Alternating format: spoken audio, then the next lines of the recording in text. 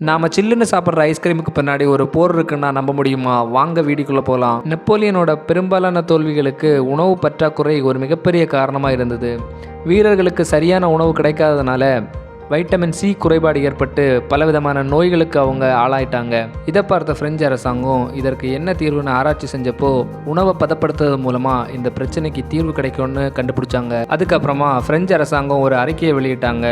இராணுவ வீரர்களுக்காக உணவை பதப்படுத்த முறையை யார் கண்டுபிடிக்கிறாங்களோ அவங்களுக்கு 12,000 ஃப்ராங்க் பரிசாக கொடுக்கறதா அறிவிச்சாங்க. இந்த பெரிய பரிசு தொகை அறிவிச்சதுனால பல பேர் இதை கண்டுபிடிக்கிறதுக்கு முயற்சி செஞ்சுட்டு இருந்தப்போ நிக்கோலஸ் அப்பட் அப்படிங்கிறவர் இதை கண்டுபிடிச்சதா தெரிவித்தார். நிக்கோலஸ் அந்த காலத்திலேயே ஒரு பெரிய செஃப்பாக இருந்திருக்காரு. உணவுப் பொருளை எப்படி பதப்படுத்துறதுன்னு அவர்கிட்ட கேட்டப்போ காற்று தான் உணவுப் பொருளை கெட்டுப்போக செய்யுது, அதனால் ஒரு பெரிய கண்ணாடி கலனில் உணவுப் பொருளை அடைச்சி அதில் ஒரு மரக்கார்காலை மூடிட்டோன்னா கொதிக்கிற தண்ணியில் அதை போட்டுடலாம். அப்படி கொதிக்கிற தண்ணியில் போடுறப்போ அந்த பாட்டிலேருந்து காற்று வெளியே போயிடும். காற்று இல்லாத பாட்டிலில் இருக்கிற உணவுப் பொருள் கெட்டு போகாது அப்படின்னு அவர் சொன்னார்.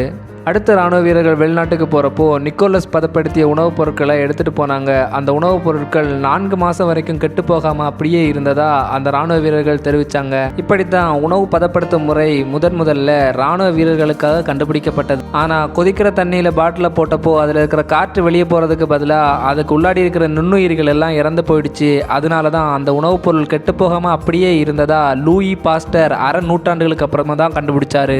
நிஜமாவே உணவு பதப்படுத்துறதுனா என்னென்னா பாக்டீரியா, பூஞ்சை போன்ற நுண்ணுயிர்கள் வளர்ச்சியை தடுக்கிறதும் கொழுப்பு ஆக்சிஜனேற்றம் அடையாமல் தடுக்கிறதும் தான் உணவை பதப்படுத்துறது. பீட்டர் தூரந்த் அப்படிங்கிற ஆங்கிலேயர் இதற்கான காப்புரிமையை வாங்குறாரு. இந்த காப்புரிமை எப்படி வாங்குறாரு அப்படின்னா பாட்டிலில் இருக்கிற கார்க்கை மாற்றிட்டு அதுக்கு ஒரு மூடியை போட்டு இந்த காப்புரிமையை வாங்கிடுறாங்க. சரியா 2 வருஷத்துக்கு அப்புறமா பிரியன் டான்கின் அவரோட சேர்ந்து ஜான் ஹால் அப்படிங்கிறவங்க பாட்டிலை மாற்றிட்டு அதுக்கு பதிலாக உலோக கலன்களில் உணவை அடைச்சி விற்கிற ஒரு தொழிற்சாலையை தொடங்குறாங்க.